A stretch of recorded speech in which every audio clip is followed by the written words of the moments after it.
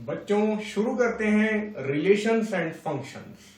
अब इसमें एक चीज होगी ए, सेट ए। ये ऐसा सेट होगा जिस पर ही आगे के रिलेशन आधारित होंगे, बेस्ड होंगे। सेट ए को मैं अपनी भाषा में मदर सेट कह दूंगा कभी कभी, हालांकि बुक कभी भी इसे मदर सेट नहीं कहती है। ए के साथ एक और बात आ जाएगी, ए क्रॉस ए। ठीक है, इसे हम लोग अपनी भाषा में बुक भी कहती है, ए क्रॉस ए। ठीक है, अभी एक एग्जांपल से और ज्यादा आपको समझ में आएगा कि ए क्रॉस ए क्या होता है। इसका एक और नाम होता है Cartesian product of A and ए।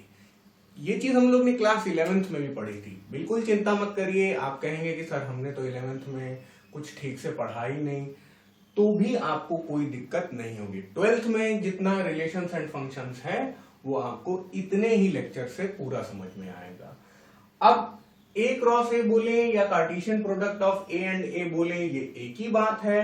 और ये है क्या? Set of all ordered pairs of A cross A, set of all possible ordered pairs of A, ऐसा बोले तो अच्छा रहेगा। इस पूरे की जगह हम लोग क्या बोल सकते हैं कि नहीं ये बात कर रहे हैं A क्रॉस A की। ठीक है, अब हम लोग एक सेट ले लेंगे, फिर उसमें A क्रॉस A करके देखेंगे, फिर देखेंगे रिलेशन क्या होता है। तो चलो A क्रॉस A निकालते हैं। ए क्रॉस ए निकालने के लिए आपको ए को ही खुद से पेयरिंग कराना पड़ेगा। देखते हैं कैसे। देखिए, ऑर्डर्ड पेयर्स की कुछ बात हुई थी, तो हमने क्या किया, पहला वाले को 3 बार लिख दिया। 3 ही बार क्यों लिखा? क्योंकि इसमें 3 मेंबर है। और पहले वाले के बगल में खाली जगह छोड़ दी। खाली जगह में क्या लिख देंगे? 2 3 4। ठीक है, यानी कि 2 की पेयरिंग कर ली, 2 से 3 से 4 से। अब क्या करेंगे? 3 की पेयरिंग कर लेंगे 2 से 3 से 4 से। अब तो आप आगे गेस कर सकते हैं, 4 की पेयरिंग कर लेंगे 2 से 3 से और 4 से। तो बस ये जो लिखा है यही है ए क्रॉस ए। लेकिन आपकी बुक इसे कैसे लिखेगी? ऐसे, any subset of A cross A is a relation on A. ठीक है, रिलेशन ऑन ए बोल सकते हैं, रिलेशन ऑन सेट ए भी बोल सकते हैं, चाहे जैसे बोले। ठीक है, इस बात को बॉक्स कर लीजिए, क्योंकि अब ये लाइन लिखते ही हम लोग आ गए किसमें? रिलेशंस में। फंक्शंस तो अभी दूर हैं, अभी रिलेशंस में ही हैं। अच्छे से कॉपी कर लीजिए जितना बोर्ड पे है। तो ये रहा अपना मदर सेट। मदर सेट से बनाया गया ए क्रॉस ए, और हम लोगों ने बोला ए क्रॉस ए का कोई भी हम अगर सबसेट ले लें तो वो हो जाएगा क्या? रिलेशन ऑन सेट ए। अब इनमें से इनको क्या कहते हैं? किसी एक को उठा दें, इसको हम लोग बोलते हैं ऑर्डर्ड पेयर। तो अब मान लीजिए हम लोगों ने कोई एक सबसेट ले लिया। ठीक है, हमने एक रखा सबसेट कैसा? 2, 2 3, 3, बस इतना ही लिख दिया। ठीक है, 2, 2 और 3, 3। तो ये इसका सबसेट हो गया, तो ये भी अपने आप में एक रिलेशन हो गया। इस तरह से आप खूब सारे रिलेशन इस ए क्रॉस ए से बना सकते हैं। ठीक है, तो ऑर्डर्ड पेयर भी एक नया नाम हम लोगों ने सीख लिया है। आगे जब यही चीज अगर हम लोग ग्राफ में प्लॉट करने लगते हैं तो फिर यही ऑर्डर्ड पेयर का हम लोग क्या नाम बोल लेते हैं? कोऑर्डिनेट्स नाम बोल देते हैं। जैसे 2, 2 और 3, 3, ये भी तो कोऑर्डिनेट्स हो सकते हैं। तो इस तरह से खूब सारे रिलेशंस जो हम बना सकते हैं, कितने बना पाते हैं उसका भी कैलकुलेशन है, वो सब हम लोग आगे पढ़ेंगे। लेकिन थोड़े से टर्म्स और पढ़ लें अभी।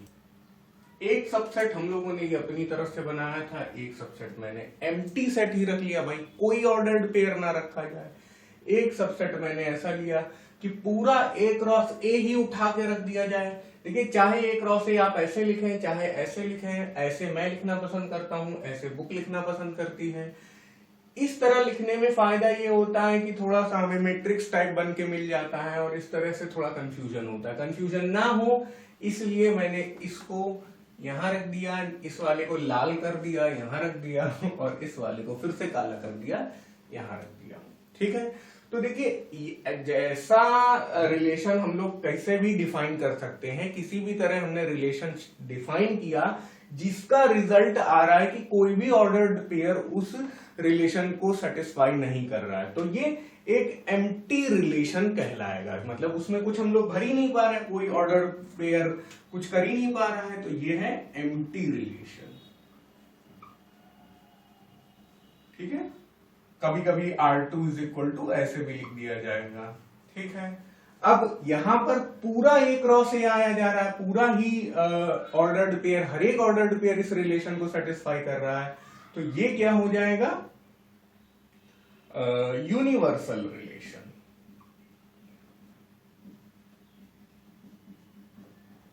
और एक रिलेशन अब यहां पर इसका जो रिजल्ट है वो मैं लिख देता हूं, कैसे भी relation R1 R2 R3 R4 से कोई कंफ्यूज मत होइए।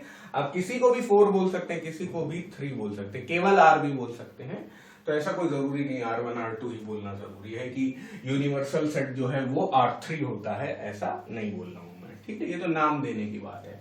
तो एक जन ने क्या किया, जितने भी एलिमेंट्स थे ए में, है ना, यहां पर देखिए 1 1 2 2 मैंने ले लिया है, लेकिन 1 1 2 2 सही आंसर, सही उदाहरण नहीं होगा क्योंकि ये तो इसका सबसेट है ही नहीं।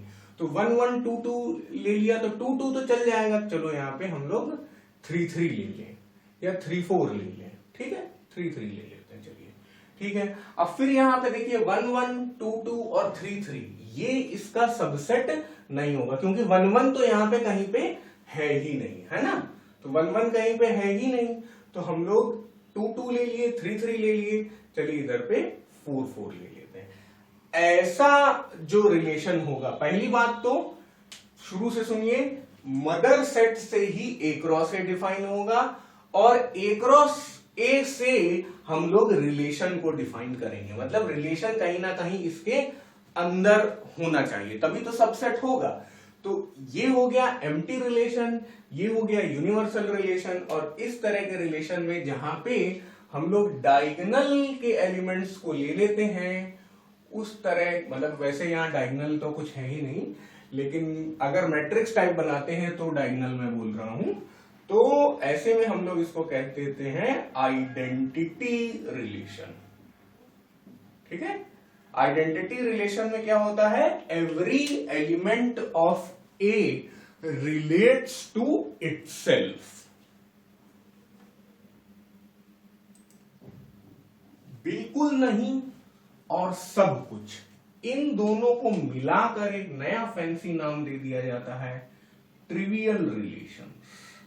ठीक है, तो ये सब नाम हैं जिनको आपको सीखना होगा, जानना होगा, क्योंकि क्वेश्चंस में अगर ये डायरेक्टली लिखे रहेंगे तो आपको काफी मुश्किल होगी अगर ये टर्म्स आपको नहीं पता होंगे। बादल के अंदर जो भी लिखा है उससे बिल्कुल नहीं डरना है, ये ठीक है ना। इसको कैसे पढ़ेंगे, relation R is defined as ordered pair A, B where A and B are elements of the mother set A and they satisfy the condition A plus B less than equal to 6। ऐसे है, तो ऐसा relation हमें थोड़ा सा कम समझ में आता है। ऐसी डेफिनेशन दी जाए तो इस डेफिनेशन को हम लोग इसका सबसेट मेंटेन करते हुए एक बार फिर से R को लिखते हैं।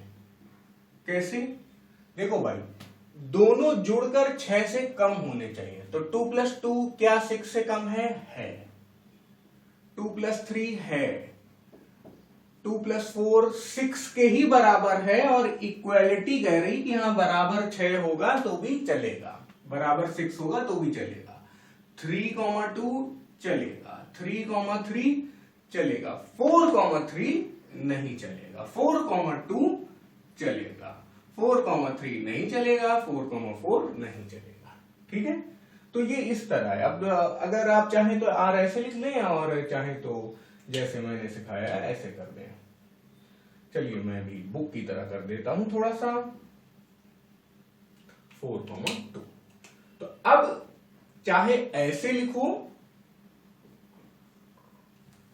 और चाहे ऐसे लिखो, एक ही बात है। इस तरह से हमें ज्यादा समझ में आ रहा है ना?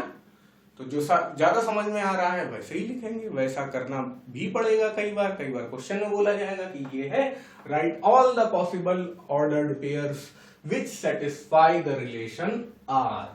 तो आपको ये आंसर लिख के आना होगा वहां पे, अगर ये रिलेशन है तो। मान लो हम लोग इसको देखें 3,2 को, तो हम लोग क्या कह सकते हैं, 3,2 is a member of the relation R, है ना? तो 3,2 बिलोंग्स टू आर, इसको पढ़ते हैं बिलोंग्स टू, ये तो पता होगा वैसे आपको। तो 3,2 बिलोंग्स टू आर। उसी तरह अगर हम लोग जनरल नाम दे दें, मतलब ए डिफाइन कर रहा है पहली पोजीशन को और बी डिफाइन कर रहा है दूसरी पोजीशन को, तो A, B belongs to are. इधर हम लोग इसको दूसरी तरीके से पढ़ सकते हैं, ए इज रिलेटेड टू बी। ठीक है, तो ए इज रिलेटेड टू बी को ये चाहे ऐसे लिखें चाहे ऐसे लिखें। आप बताइए कमेंट्स में आपको कौन सा ज्यादा पसंद है। ठीक है, अब मान लीजिए कि रिलेटेड नहीं है तो ए, बी, ये दूसरा केस है, तो A, B does not belong to R, ऐसे भी लिख सकते हैं या फिर ऐसे लिख सकते हैं, ये आर को ही काट देंगे।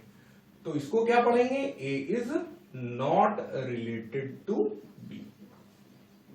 ठीक है, चाहे ऐसे लिखें चाहे ऐसे लिखें, चाहे इसे पढ़ें A, B belongs to R, और इस वाले को चाहे ये बोले A is related to B by relation R, दोनों एक ही बातें हैं, है ना? चाहे जैसे बोले। ठीक है, थोड़ा सा ये ऐसी चीज है जो आप पहली बार पढ़ रहे हैं, मैं समझता हूं कि इसमें समस्या होती है, लेकिन कोई दिक्कत नहीं, कर लेंगे। फिर से A, B belongs to R, A is related to B by relation R, दोनों ही तरीके वैलिड हैं और दोनों ही बुक्स में इस्तेमाल होते हैं। लेकिन मैं और आप ज्यादातर स्टिक करेंगे इसको, ये ज्यादा पसंद आता है, ये जाना पहचाना लगता है, नहीं? या ये और ये तो मतलब एक ही तरीका है लिखने का, ये बिलोंग्स टू है, ये नॉट बिलोंग्स टू है। लेकिन बुक में ऐसा भी लिखा मिलेगा तो डरना नहीं है, कंफ्यूज नहीं होना है, उसे यही समझना है। If a is equal to -1, 1, 3, then what is the number of relations on A? हम लोगों ने अभी अभी सीखा था कि भाई A मदर सेट होता है और A से ही हम लोग बना लेते हैं A क्रॉस A कैसे लिखा जाता है ये तो मैं आपको सिखा ही चुका हूं। चलिए लिख लेते हैं, लिख लिया। तो टोटल नंबर ऑफ रिलेशंस कैसे काउंट किए जाते हैं, 2 n A क्रॉस A।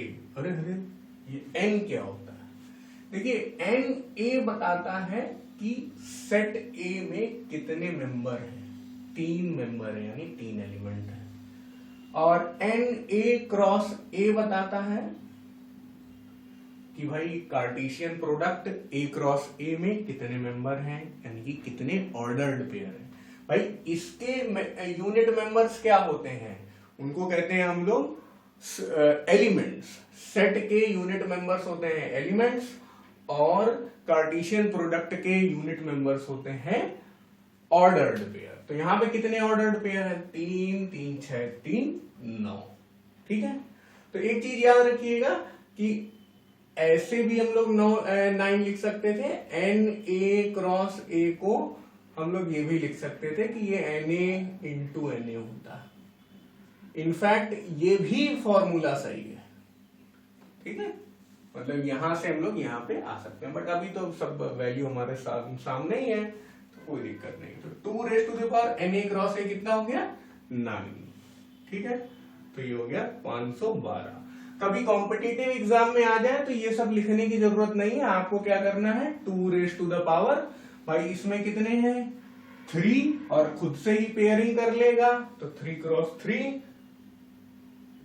तो ये आ जाएगा 2 रेज़ टू द पावर 9 यानी 512। मतलब कॉम्पिटिटिव एग्जाम में आपको इतना ही लिखना है। कुछ लोग ऐसे भी लिखते हैं इस फॉर्मूला को, वो भी बिल्कुल सही है कि भाई यहां पर ये कितने एलिमेंट हैं 3 एलिमेंट हैं, तो बस 3 का स्क्वायर पावर में 2 के, है ना, 2 की पावर में 3 का स्क्वायर, तो ये भी 9 हो जाएगा, ये भी 512 हो जाएगा, चाहे जैसे याद करें। मैं तो ये वाला पसंद करता हूँ, सबसे छोटा सही होता है कॉम्पिटिटिव एग्जाम के लिए, तो आप भी यही सीखिए। अगर मान लीजिए ए में 2 ही एलिमेंट होते हैं तो 2 क्रॉस 2 होता है, ए में अगर 6 एलिमेंट होते हैं तो 6 क्रॉस 6 होता। तो 2 टू द पावर 36 तो आपसे कोई कहता भी नहीं कि कैलकुलेट करके बताइए, तो हम लोग सीधे आंसर लिख देते 2 टू द पावर 36। जैसा भी एलिमेंट का स्ट्रक्चर होगा, नंबर ऑफ एलिमेंट्स ए में होंगे, वैसे आपका ये आंसर आता चला जाएगा। अब ये वैसी चीज है जो कही जा सकती कि इस चैप्टर की जान है।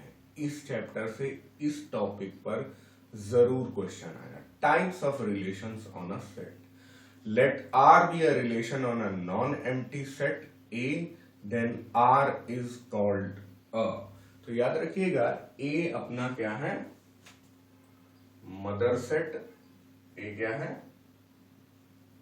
वो वाला सेट जहां से ही अपना रिलेशन आर डिफाइंड होता है। आर अपना कोई भी रिलेशन है, तो रिलेशन की प्रॉपर्टीज क्या क्या हम लोग चेक कर रहे हैं, रिफ्लेक्सिव, सिमेट्रिक और transitive. Reflexive relation if and only if A relates to A, i.e.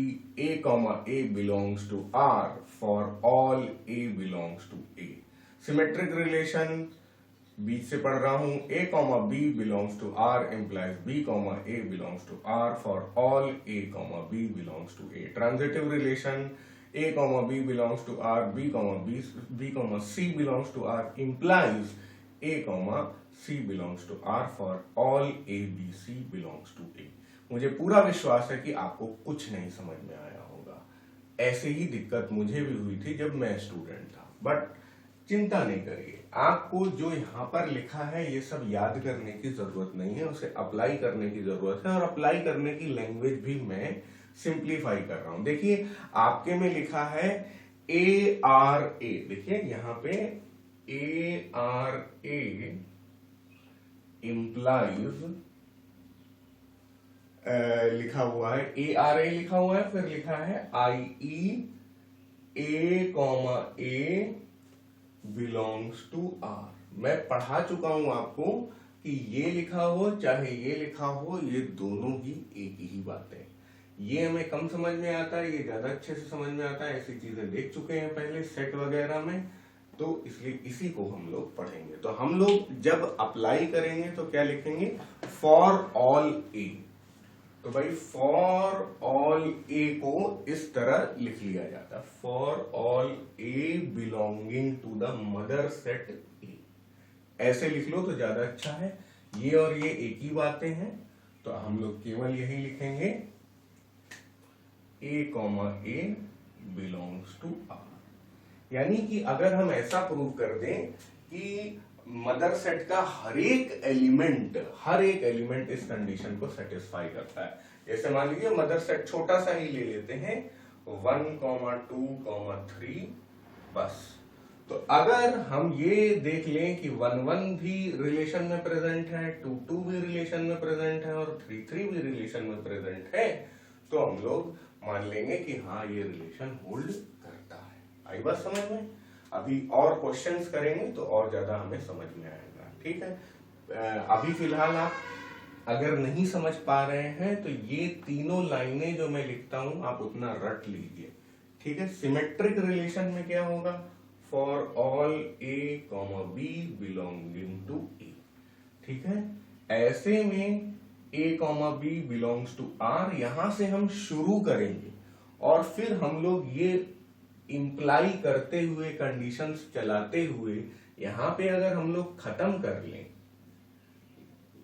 तो बस हमारा जॉब डन हो जाएगा, ठीक है। तो यहां अकेले ए की बात हुई, यहां ए और बी दोनों की बात हुई, यहां पे ए बी और सी तीन चीजों की बात हुई। आई बात समझ में? बिलोंग्स टू को रेड कर देता हूं ताकि वो ये ना लगे कि वो ए बी सी डी है, ठीक है। आई बात समझ में? ए उठाया मदर सेट से और देखा कि ए बिलोंग्स टू आर सेटिस्फाई हो रहा है, ए कॉमा बी उठाया मदर सेट से और देखा कि इससे शुरू करके इस पे खत्म कर रहे हैं क्या, और फिर तीन चीजें उठाई ए बी सी, देखते हैं A comma B belongs to R and B comma C belongs to R, these two together, मतलब ये दोनों मिलकर अगर इंप्लाई करते हैं कि देखो बी और बी यहां पे कॉमन है तो बचा ए और सी, अगर ये मिलकर इंप्लाई करते हैं ए और सी बिलोंग्स टू आर तो फिर हमारी ट्रांजिटिव रिलेशन भी ट्रू है। आई बात समझ में? नहीं आई?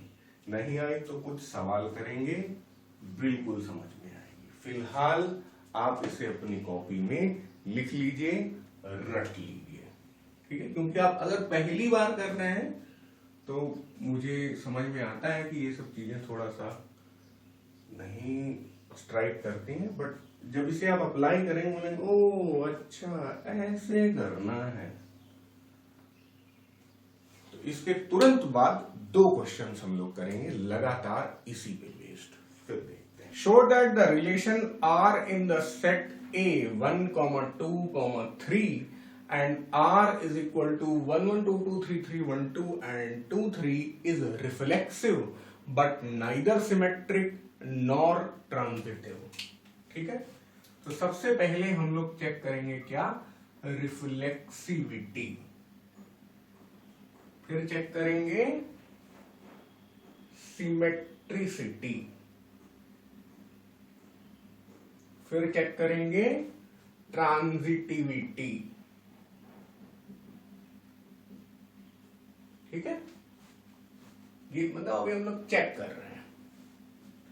तो देखो सबसे पहले हम लोग ये देखें कि 1, 1 भी आर में है, 2, 2 भी आर में है और 3, 3 भी आर में है। 1, 1, 2, 2, 3, 3 they all belong to R. तो हम लोग बोल सकते हैं for all A belonging to A, मतलब छोटा ए किसी एक एलिमेंट को डिनोट कर देगा ए के, मतलब छोटा ए 1 भी हो सकता है, 2 भी हो सकता है, 3 भी हो सकता है। तीनों ही केसेस में ये कंडीशन सेटिस्फाई हो रही है कि हाँ आर के अंदर है, रिलेशन आर के अंदर है। तो therefore A comma A belongs to R, this implies R is reflexive. समझ गए, है ना। तो हम लोगों ने अपनी पहली कंडीशन प्रूव कर दी भाई, समझ गए कि ठीक है रिफ्लेक्सिव तो है क्योंकि ए जो है वो आर में। अब देखो 4 की जरूरत भी नहीं थी, कोई कहे कि सर लेकिन 4,4 तो नहीं है यहाँ पे, तो 4 तो ए में ही नहीं है तो इसलिए कोई प्रॉब्लम नहीं। 0,0 नहीं है तो 0,0 की जरूरत भी नहीं है क्योंकि 0 भी ए में ही नहीं है, मदर सेट में ही नहीं है, ठीक है। अब आ जाते हैं सिमेट्रिसिटी में। तो सिमेट्रिसिटी के लिए अगर देखिए क्वेश्चन में क्लियरली लिखा हुआ है, काफी आसान क्वेश्चन है कि इसमें आपको बताना है कि रिफ्लेक्सिव है, यानी कि हमें पहले से पता है कि रिफ्लेक्सिविटी आने वाली है, और symmetric neither symmetric and nor transitive, तो ये नहीं आने वाली है, ये नहीं आने वाली है। तो जब भी नहीं आने वाला प्रूव करना होता है तो हम लोग ध्यान दे देते हैं कि भाई कोई एक जगह भी अगर फेल हो जा रहा है तो फिर वो सिमेट्रिसिटी नहीं होल्ड करेगी, सिमेट्रिक नहीं है। तो अब देखो सिमेट्रिक के लिए क्या होता है कि अपनी जगह इंटरचेंज कर लें, तो 1 1 2 2 3 3 से तो चेक नहीं होगा, लेकिन अगर 1 2 है हमारे पास, है ना, हमारे पास 1 2 है तो 2 1 भी होना चाहिए, तो ऐसा नहीं है ना। 1,2 belongs to R but 2,1 does not belong to R। ठीक है, तो हम लोग बोल सकते हैं for all A, B belonging to R, A, B belong to R अगर है but B, A belong to R नहीं है, does not belongs to R है। तो ऐसे केस में मतलब आपको ये भी लिखने की जरूरत नहीं है, मैं तो जो आपने सीखा है उसको लिखने की कोशिश कर रहा हूं, मतलब ये कंडीशन होल्ड नहीं कर रही है तो फिर ये सिमेट्रिक नहीं है। एग्जाम में आपको केवल और केवल इतना ही लिखना होगा कि 1,2 है R के अंदर लेकिन 2,1 R के अंदर नहीं है, this implies R is not symmetric. समझे, बात समझ में आ रही है? ये लिखो और सीधे ये लिख दो, बात खत्म। ठीक है, इतना ही आप कर सकते हैं। फिर ट्रांजिटिविटी में भी मतलब पहले से ही हमें पता है कि भाई नहीं आने वाला है, वैसे ये टिक क्रॉस करना ठीक नहीं होता है। अच्छा, अब यहाँ पे हम लोग ऐसा देखें कि मतलब अगर अपन लोग अपनी कंडीशन को देखें तो क्या होता है, A, B belongs to R and B, C belongs to R। ऐसा होने के बाद ये इंप्लाई होना चाहिए कि A, C also belongs to R। अगर ऐसा हो जाता तो हम ट्रांजिटिव कह देते। तो अब हम लोग क्या एग्जांपल लेंगे, 1 2 ये वाला ले और 2 3, फिर 1 3 भी होना चाहिए था, है ना। ये करते कैसे हैं बच्चों, ये पहला वाला एलिमेंट दूसरा वाला है, अब ये जो दूसरा ये यहां रिपीट हो जाना चाहिए और फिर कुछ नया आ जाना चाहिए। ठीक है, तो अब हम लोग बोलेंगे 1, 2 belongs to R and 2, 3 belongs to R।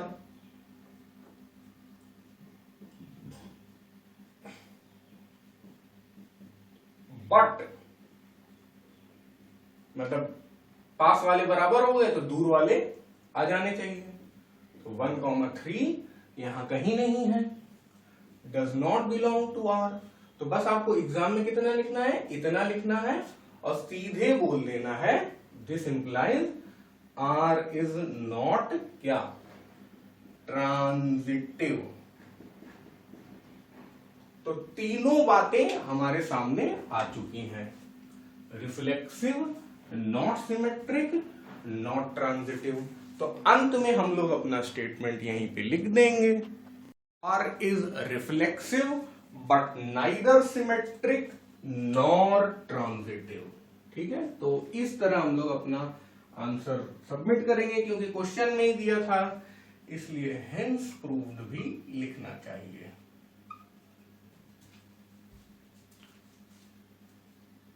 Let R be the relation on W. W is whole numbers defined by R is equal to x, y, x, y belong to whole number 3x plus 2y is equal to 12। इस तरह के question में अगर ये W यहाँ अलग से ना लिखा होता तब भी हमें समझना होता कि W होल नंबर है, क्योंकि W एक बार इधर भी लिखा हुआ है, तो इधर ही से हमें समझ में आ जाएगा कि हमारा मदर सेट W यानी होल नंबर्स है। सिर्फ रिलेशन भी दिया हो तो इतने से ही समझ लीजिए कि इसकी जरूरत नहीं भी थी, है ना, चलेगा ऐसे। अब सबसे पहले 3x plus 2y is equal to 12 को अपने हिसाब से सही कर लेते हैं। देखो ऑर्डर्ड पेयर हम लोग कैसे बनाएंगे, एक तरफ x लिख देंगे एक तरफ y लिख देंगे, लेकिन क्या है 3x plus 2y is equal to 12, 2y is equal to 12 minus 3x, y is equal to 6 minus 3/2x। यार ये सब कर भी सकते थे तुम अपने आप, बट बिगिनर्स के लिए, कुछ बच्चे जिन्होंने मम्मी पापा की इच्छा से मैथ्स ले ली है उनके लिए, है ना, जो मैथ्स पसंद नहीं करते हैं उनके लिए। ठीक है, चलिए कोई बात नहीं। अब x की जगह हम लोग क्या, ये तो अपने आप भी कर सकते थे, तो मैं मिटा रहा हूं, इसको दिखाने की भी जरूरत नहीं है, आप 12th में है। x की जगह हम लोग यार होल नंबर है तो क्या 0 डाल सकते हैं? बिल्कुल डाल सकते हैं। तो y कितना आ जाएगा? 6। सही लग रहा, ठीक है। x की जगह 1 नहीं डाल सकते, 1 अगर डालेंगे बच्चों तो 3/2 बचेगा, तो 6 माइनस 3/2 फिर फ्रैक्शन आने लगेगा तो गड़बड़ हो जाएगा।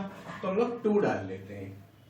2 डालेंगे तो देखो 3 इंटू 2 से 2 कट गया, तो 6 माइनस 3 हो जाएगा। अब फिर 3 नहीं डाल पाएंगे, 4 डाल पाएंगे, है ना। 3 इसलिए नहीं डाल पाएंगे, फिर फ्रैक्शन वाली बात आने लगेगी। तो देखो 4 डाला यहाँ पे, तो 4 डिवाइडेड बाई 2 2 इंटू 3 6 माइनस 6 0 हो गया, तो 4,0 हो गया भाई। सही चल रहा है। 5 डाल नहीं सकते, 6 डाल सकते हैं, क्योंकि नंबर तो खत्म नहीं होंगे यार, होल नंबर है तो चलता ही जाएगा। x की चॉइसेस में तो कोई लिमिट है नहीं, लेकिन y की चॉइसेस लिमिट कर सकती हैं। चलो 6 डालो, तो 6 माइनस 3 इंटू 6 डिवाइडेड बाई 2, 2 3 6, तो 6 माइनस 9 नेगेटिव आ जाएगा, माइनस 3 आ जाएगा, तो -3 भी होल नंबर में होना चाहिए, तो -3 होल नंबर पे है नहीं। अब आप आगे 8 डालें, 10 डालें, 12 डालें, हर चीज यहाँ पे नेगेटिव ही आना शुरू हो जाएगी।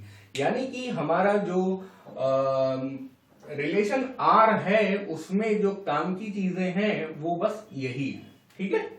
तो ये सब भी लिखने की जरूरत नहीं है, ये आप इतना आप दिखा सकते हैं रफ वर्क में, दिखाना चाहिए मेरे हिसाब से तो, ठीक है।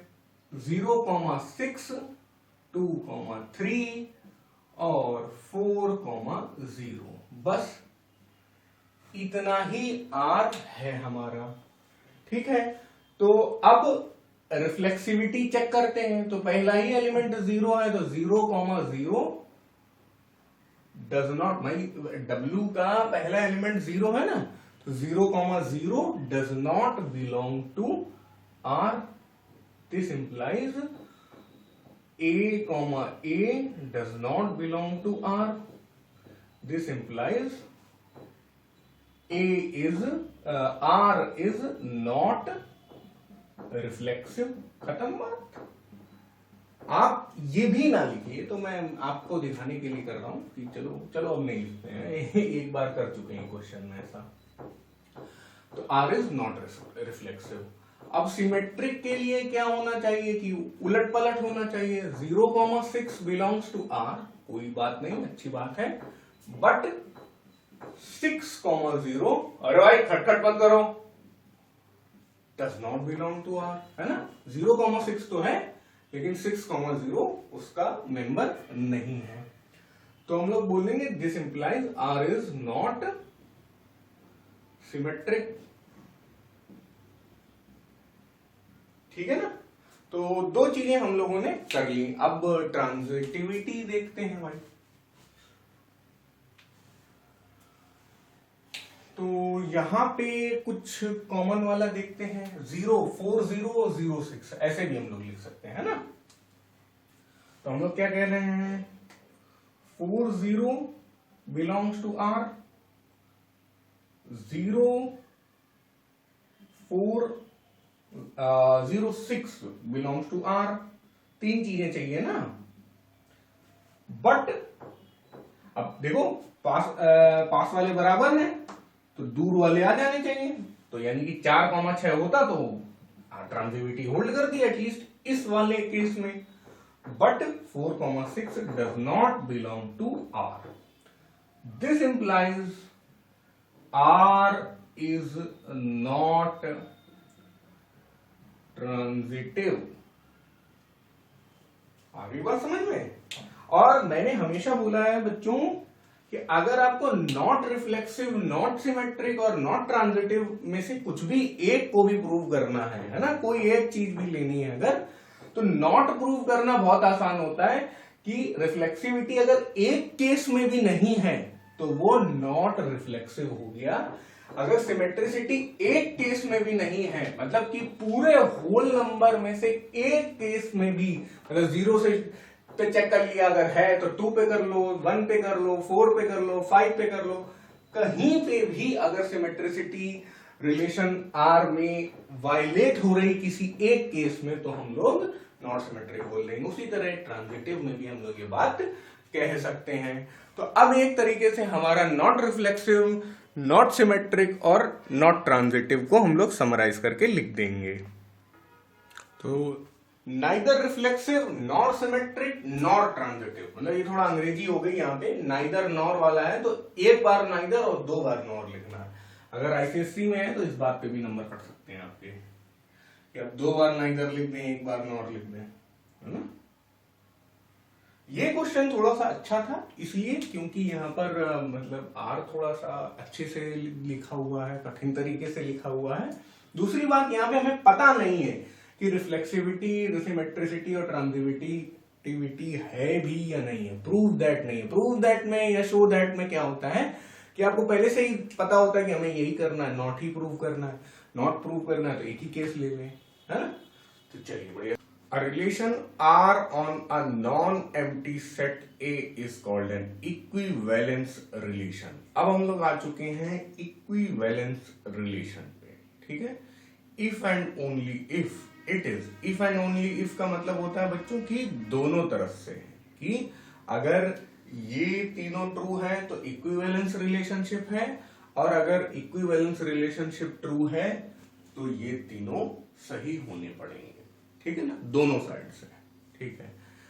अच्छा, तो इक्विवेलेंस कब कहा जाएगा? जब वो रिफ्लेक्सिव भी हो, सिमेट्रिक भी हो और ट्रांजिटिव भी हो।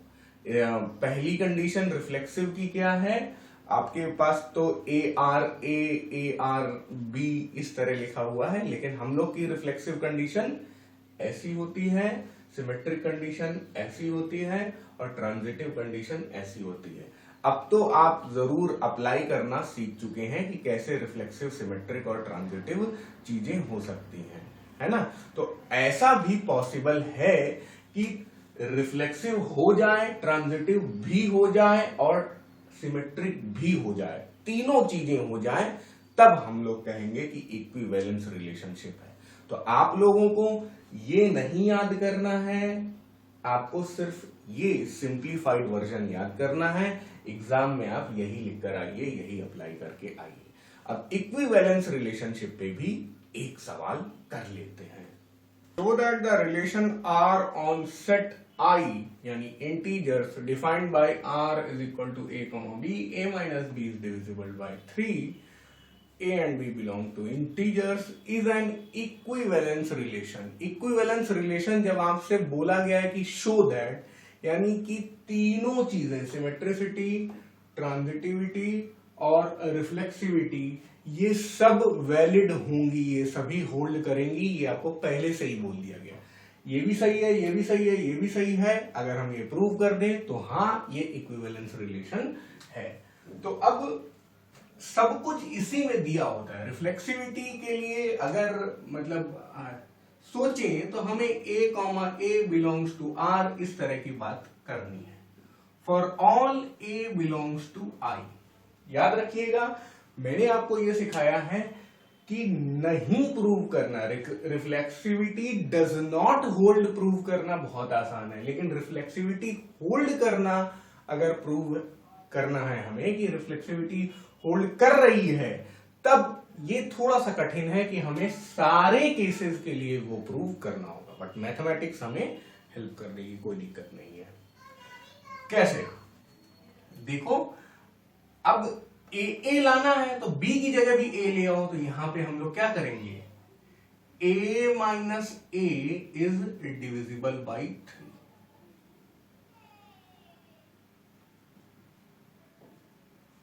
है ना। This implies 0 is divisible by 3। Now this is true. This implies A, A belongs to R is true. This implies reflexivity holds, या R is reflexive। बस कितना आसान था। है ना भाई। a माइनस ए 0 होगा तो कोई 0 डिविजिबल बाय एनी नंबर होता है। हाँ 3 इज डिविजिबल बाय 0 ये सही नहीं होगा। डिविजिबिलिटी बाय 0 पे तो आपका पूरा एक चैप्टर है इनडिटर्मिनेट फॉर्म्स, वो देखिएगा। खैर अब आते हैं सिमेट्रिसिटी में। अब यहां पे for all a b belongs to I, a minus b is divisible bye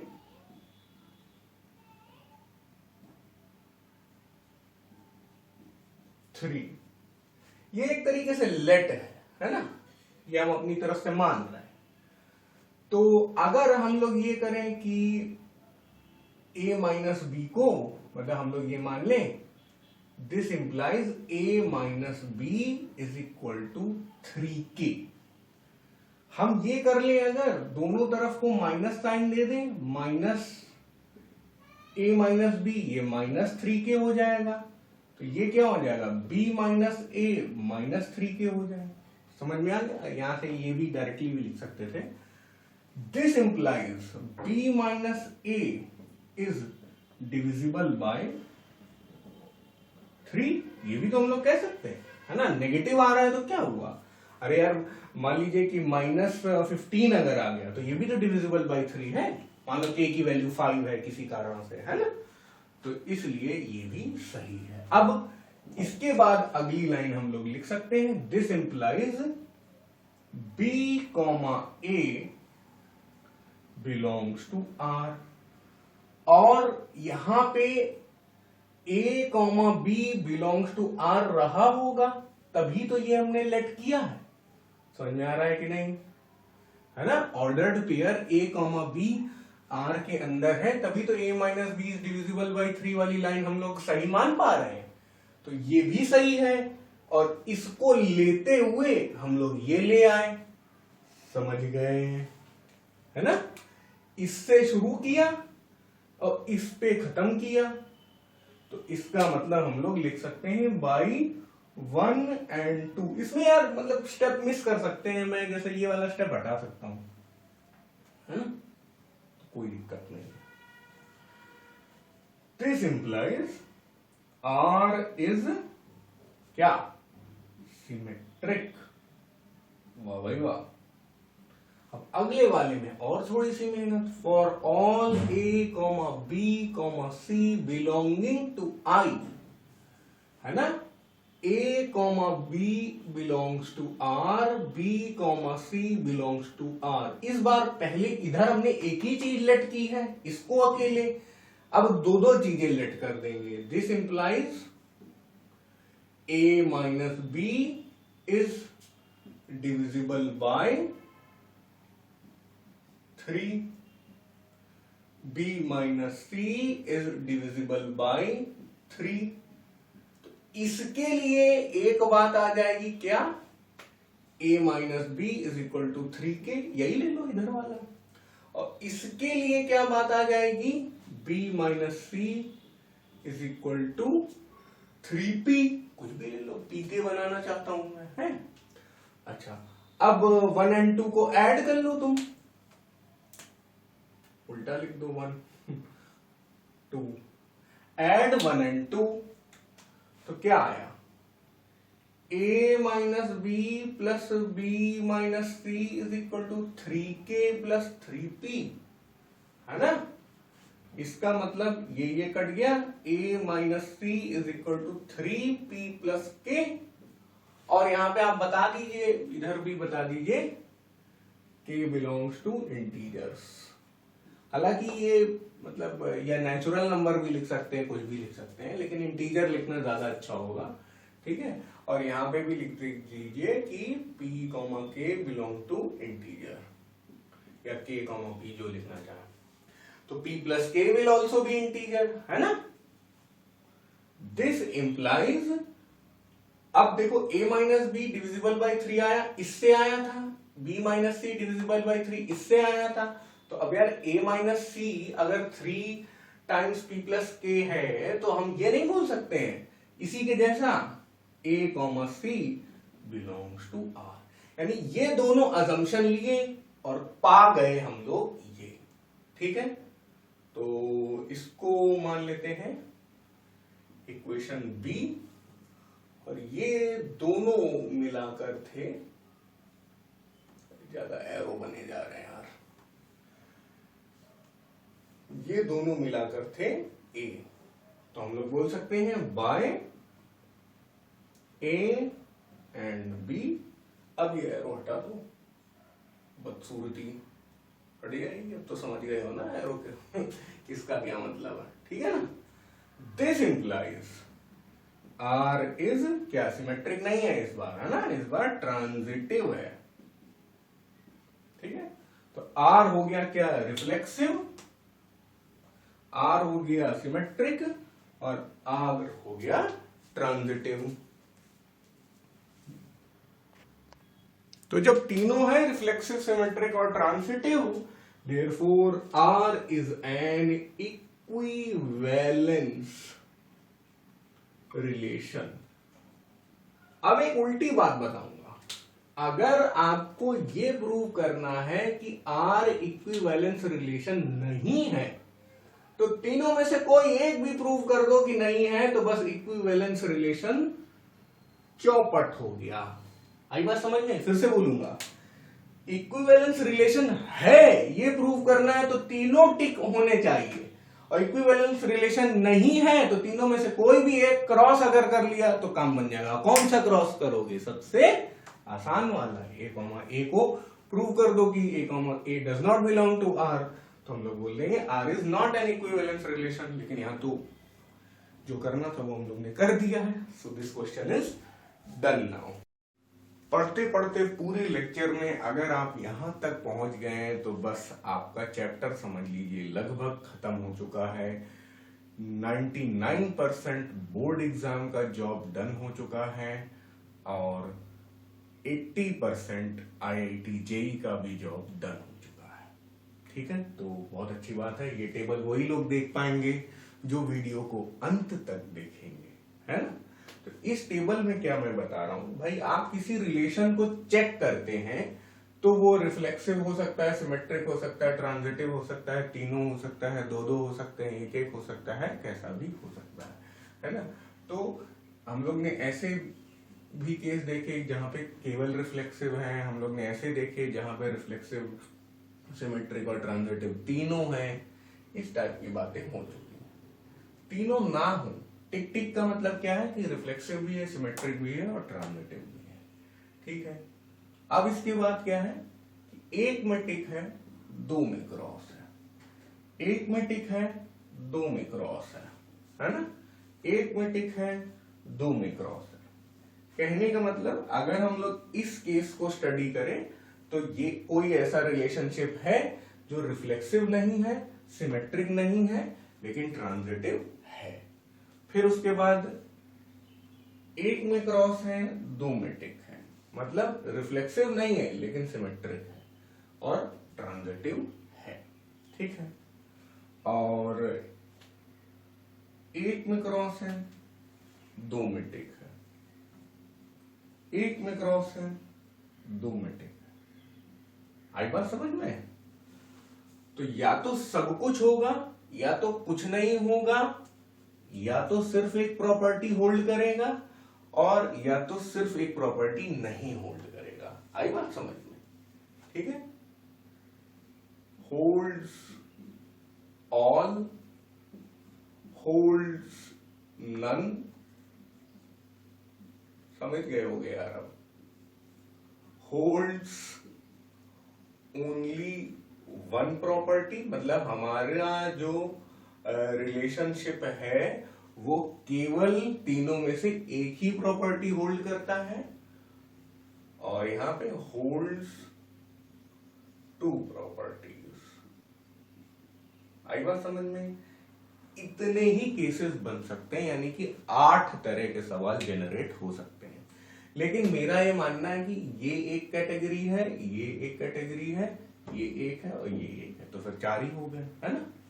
तो इसलिए चिंता मत करिए, आपको ये देखना भी नहीं है कि हाँ ये कौन सा है, इसका क्या नाम है। नाम आपको केवल एक ही का याद रखना है। किसका नाम याद रखना है? कि भाई तीनों टिक लग जाएं, तो इसको बोलते हैं इक्विवेलेंस रिलेशन। ये तो पढ़ चुके हैं हम लोग, बस यही आपको याद रखना है, ठीक है। तो इसको भी कॉपी कर लीजिए, मजेदार है, ऐसा कोई बुक में आपको नहीं मिलेगा। Let R be an equivalence relation on a set A if A belongs to बड़ा A, then the set of all elements X belongs to A such that X R A, X has a relation with A, is called an equivalence class of A and is denoted by ऐसा bracket A, यानी कि कैसा bracket होता है ये, box bracket, square bracket. thus A is equal to X is such that X belongs to A, X R, X holds a relation with A। दिक्कत हो रही सर, ये क्या पढ़ते जा रहे हैं, हमें मजा नहीं आ रहा है। बिल्कुल चिंता मत करिए। देखिए, आपको जो ऐसा A लिखा हुआ है उस वाली लाइन को आप इससे रिप्लेस कर दीजिए, और इससे रिप्लेस करने में मतलब समझदारी भी है, क्योंकि हम लोग पढ़ चुके हैं कि भाई एक्स आर ए की जगह हम लिखना पसंद करते हैं X comma A belongs to R. वही काम यहाँ पे किया गया है, और बाकी कुछ भी चीज आपको पढ़ने की जरूरत नहीं है। इक्विवेलेंस क्लासेस हम लोग पढ़ रहे हैं, यहां जो लिखा है इक्विवेलेंस क्लासेस में जो बुक का वर्जन है वो मैंने आपको ऊपर लगा रखा है। तो ये है इक्विवेलेंस क्लास का रिलेशन, मतलब रिप्रेजेंटेशन, और ये है इक्विवेलेंस क्लास को लिखने का तरीका। और जब हम लोग ये एग्जाम्पल करेंगे तो चीजें और भी ज्यादा समझ में आएंगी। देखिए, ऊपर लिखा हुआ है कि equivalence class of A is denoted by this, इस तरह की बात लिखी हुई है। तो ये रिप्लेसमेंट तो आपको समझ में आ गया। अब यानी कि भाई हमारा मान लीजिए एक सवाल है, एक ये मदर सेट है और मदर सेट के हिसाब से एक रिलेशनशिप भी यहाँ पे अच्छे से लिखा हुआ। आपको बता दें, इक्विवेलेंस रिलेशन या इक्विवेलेंस क्लास तभी होगा जब तीनों आर एस टी होल्ड करेंगे। आर एस टी का मतलब क्या है, रिफ्लेक्सिविटी होल्ड करे, सिमेट्रिसिटी होल्ड करे और ट्रांजिटिविटी होल्ड करे। ऐसी स्थिति में आप देख सकते हैं कि रिफ्लेक्सिविटी होल्ड कर रही, मतलब जो आर रिलेशन है वो इक्विवेलेंस रिलेशन है, क्योंकि आरएसटी ट्रू है। चेक करते हैं, आर यानी कि रिफ्लेक्सिविटी मतलब कि एक ही एलिमेंट दो बार हो, हम याद है ना, A comma A belongs to R होना चाहिए। तो देखिए 1 2 3 4 5 है, तो 1 से लेके 5 तक अपने डुप्लीकेसी में होने चाहिए। तो 1 1 2 2 3 3 4 4 5 5, यानी कि आर हमारा होल्ड कर रहा है। क्रॉस चेक कर लिया हम लोगों ने, है ना। अब उसके बाद सिमेट्रिसिटी की बात करते हैं। सिमेट्रिसिटी में क्या होता है कि आपस में मिरर इमेज होना चाहिए, मतलब अगर A comma B belongs to R है, मतलब रिवर्ट होने चाहिए। मिरर इमेज बोलना सही नहीं, मिरर इमेज तो ये है, A comma B belongs to R है, तो ये भी होना चाहिए, है ना।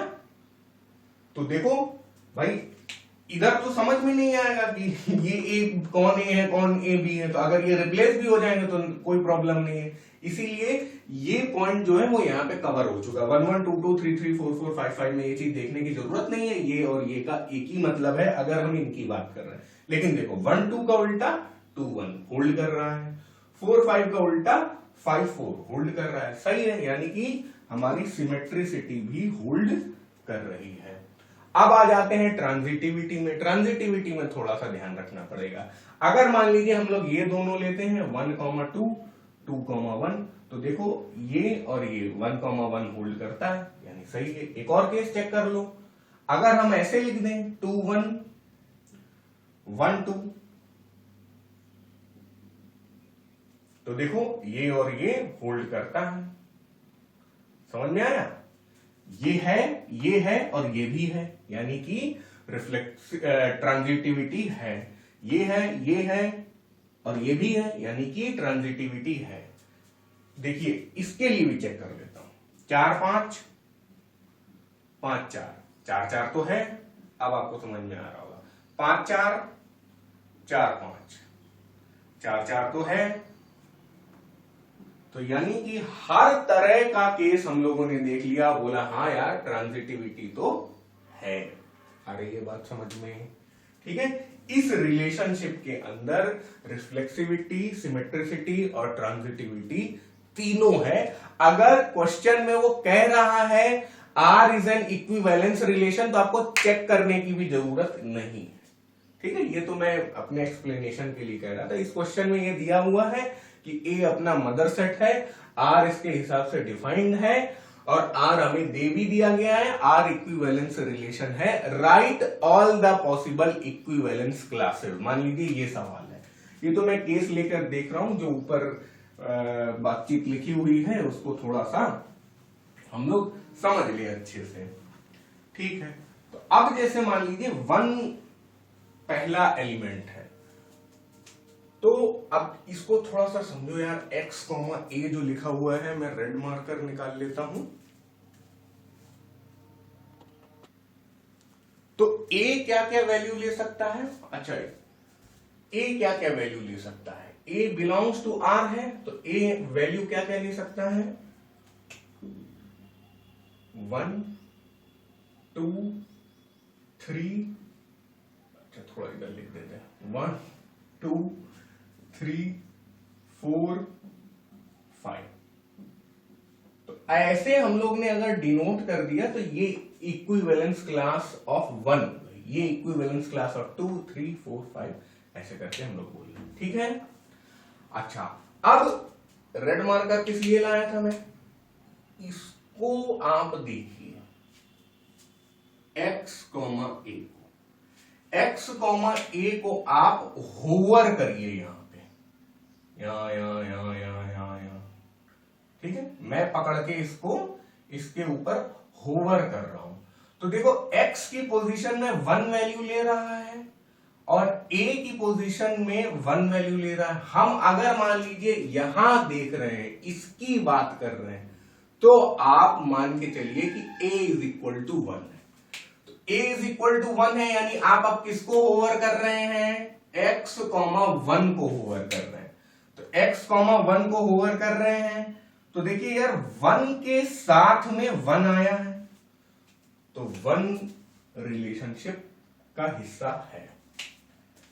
x, 1 को फिर से लेके आए, अब देखो यहां 1 नहीं है, इधर 1 नहीं है, तो जरूरत नहीं है, नहीं है। फिर इधर अब काम कर रहा है, ये x, 1 2, 1 जैसा दिख रहा है, तो यानी कि x वैल्यू 2 ले लिया। आ रही है बात समझ में? x, 1 ने वैल्यू ले लिया 2, 1 जैसा, तो x की वैल्यू 2 हो गई। x, 1 ने वैल्यू ले लिया 1, 1 जैसा, तो x की वैल्यू 1 हो गई। और अब आप देखिए कि और कहीं पे भी बाद में 1 नहीं है, कहीं पे भी बाद में 1 नहीं है, तो इसलिए 1 और 2 a की इक्विवेलेंस क्लास के मेंबर हो गए, 1 की इक्विवेलेंस क्लास के मेंबर हो गए। एक बार और ट्राई करते हैं। हम a की वैल्यू 3 रख लेते हैं, ठीक है। a की वैल्यू 3 रख लेते हैं, यहां पे 3 कर लेते हैं, 1 1 को काला कर देते हैं, ठीक है। अब देखो 3 बाद में कहां आ रहा है? 3 बाद में केवल यहां आ रहा है। इसको उठा के यहां पे होवर किया तो हमें x की वैल्यू 3 मिल गई, और कुछ हमें नहीं मिला, कोई बात नहीं, एक ही मेंबर है। एक बार और चलो 5 से भी ट्राई कर लेते हैं, ठीक है। ऐसा नहीं है कि ऑड से ही करना है, चलो 4 से कर लेते हैं, तुम लोग बुरा मान जाओगे, ठीक है।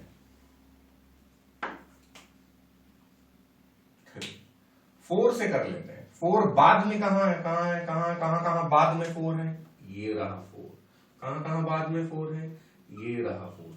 और कहीं बाद में 4 नहीं है ना, तो x की वैल्यू 4 और 5 होगी, खत्म बात। आई बात समझ में? यानी कि हमने अब उसी तरह आप 2 का करेंगे तो 2, 1 आ जाएगा, उसी तरह आप 5 का करेंगे तो 5, 4 आ जाएगा। यानी कि हमने 1 की इक्विवेलेंस क्लास लिख दी, 2 की इक्विवेलेंस क्लास, 3 की, 4 की और 5 की इक्विवेलेंस क्लास लिख दी। आपको अब समझ में आया होगा, अच्छा इक्विवेलेंस क्लास यानी कि सेट होता है। बिल्कुल सही बात है, लिखा भी हुआ है। फिर से पढ़ते हैं, पहले तो हम लोग ने मन से पढ़ा नहीं था ऊपर। The set of all elements X belonging to mother set A such that X has a relationship with A is called equivalence class, है ना। तो set of all elements X, एक्सों की ही तो हम लोग यहां पे टेबल बना रहे हैं कि भाई 4 का अगर देख रहे हैं तो 4 के साथ कौन कौन एक्स आए, 4 और 5 आए। अब आ गई होगी बात समझ में। तो इसको कहते हैं इक्विवेलेंस क्लास, ठीक है। तो these all are equivalence classes of all the members of mother set A, ठीक है। इस तरह हम लोग लिख सकते हैं। अब कुछ पॉइंट्स हम लोग ध्यान देंगे। देखिए सबसे पहले 1 जो है, अगर a की वैल्यू, तो 1 देखिए यहां पे भी अपीयर कर रहा है, और 2 है तो 2 यहां पे भी है, 3 यहां पे भी है, 4 यहां पे भी, 5 यहां पे भी। तो अपनी क्लास का मॉनिटर 1 है, अपनी क्लास का मॉनिटर 2 है, अपनी क्लास का मॉनिटर 5 है। इस तरह से भी आप इस बात को समझ सकते हैं कि वो तो वहां पे हो गए। अब ये भी मॉनिटर बने फिर रहे हैं, लेकिन इनकी बात कोई सुनने वाला नहीं, तो ये खुद के मॉनिटर है, कोई प्रॉब्लम नहीं है, लेकिन मॉनिटर तो है। यानी कि 1 2 3 4 5 अपनी क्लास में जरूर अपीयर होंगे, एक बहुत ही इंपॉर्टेंट बात है, ठीक है। तो all the elements which are participating with 1 are listed with the equivalence classes, मतलब कि 1 के साथ जो भी पार्टिसिपेट कर रहे हैं इस रिलेशनशिप में, उनको हम लोग लिस्ट डाउन कर सकते हैं, ठीक है। अच्छा, कोई बच्चों इसको a, x भी लिख सकता है, उसमें भी कोई प्रॉब्लम नहीं है, क्योंकि यहाँ पे सिमेट्रिसिटी होल्ड करती है, तो इसलिए कोई प्रॉब्लम नहीं। अगर आपको किसी बुक में ये a, x लिखा हो, तब भी ये पूरी चीजें क्लासेस आप बनाएंगे, तब भी यही चीज बनेगी। तो मैं तो आपकी बुक को फॉलो कर रहा हूं, किसी और बुक में a, x लगा हो, कोई प्रॉब्लम नहीं है, दोनों एक ही बातें हैं, ठीक है। अब अगला पॉइंट क्या है, we can find out the equivalence class of all the elements of point A, ठीक है, ऑफ मदर सेट ए। वो बात तो मैंने यहां पे लिखी दी है। मेरी इक्विवेलेंस क्लास में वही लोग आ सकते हैं जो ए के मेंबर है। ऐसा नहीं है कि आपने इक्विवेलेंस क्लास 1 की बनाई और 1, 2, 7 हो गया, तो फिर ये गलत हो जाएगा, क्योंकि 7 तो मदर सेट में ही नहीं है। मान लीजिए गलती से कुछ ऐसा हो जाता है तो वो ध्यान रखिएगा। कम हो जाने में भी प्रॉब्लम है, ज्यादा ऐसा नहीं है कि आपने इक्विवेलेंस क्लास बनाई 1 की और आपने वहां पे केवल 1 लिख दिया, तो भी गलत हो जाएगा, है ना। तो ये बात आप ध्यान रखिएगा, ठीक है। तो सारी बातें हम लोगों ने कर लिया है। अब जो ऊपर लिखा हुआ है उस पे भी हम लोग थोड़ा सा फोकस कर लें। क्या ऊपर लिखा हुआ है, all elements of A I, जो 3 पॉइंट लिखे हुए हैं वो देखिए, all elements of A I are related to each other for all I, यानी कि इसको हम एक ए आई बोल सकते हैं, इसको हम दूसरा ए आई बोल सकते हैं। यहां पे A1 बोल दो इसको, फिर यहां पे A2 बोल दो, A3, A4, A5।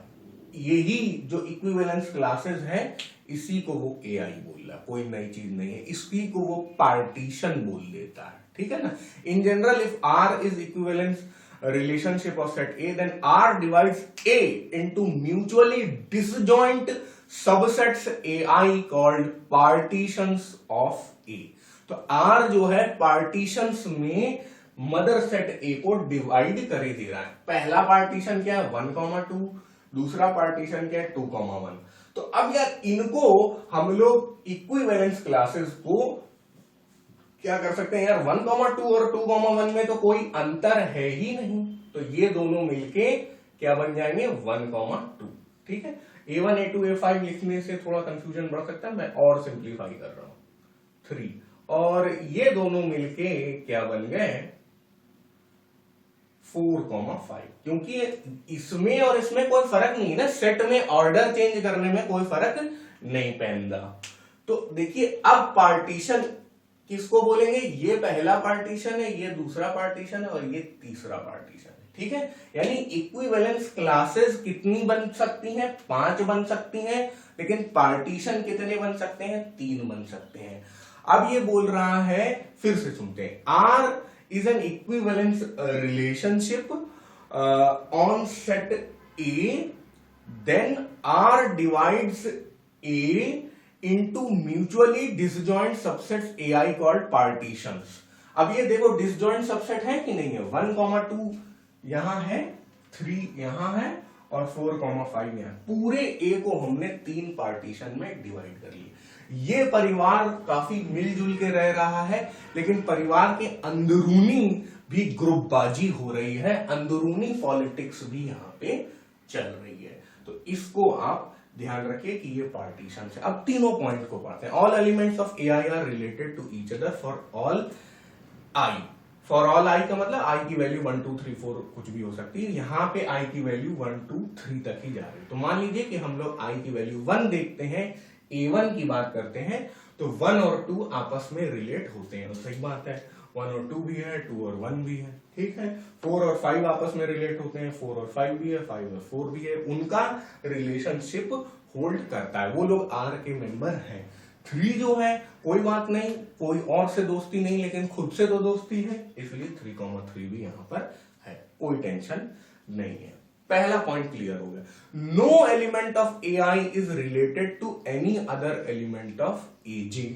मतलब कि ऐसा नहीं है कि 1 का 3 से रिलेशन है, ऐसा नहीं है कि 1 का 5 से रिलेशन है। देख लो 1,3 यहां पे आपको नहीं मिलेगा, 1,5 आपको यहां पे नहीं मिलेगा। दूसरा पॉइंट भी हम लोगों ने समझ लिया जो ऊपर लिखा हुआ है। अब तीसरा पॉइंट जो है, union of AI is equal to A. इस यूनियन ऑफ एआई को आप समझिए, ये कह रहे हैं अपने केस में A1 union A2 union A3 is equal to A. मतलब अगर यहां पे 10 होते तो हम लोग 10 तक चले जाते, तो इसको छोटे में लिखने का तरीका होता है यूनियन ऑफ एआई, ठीक है।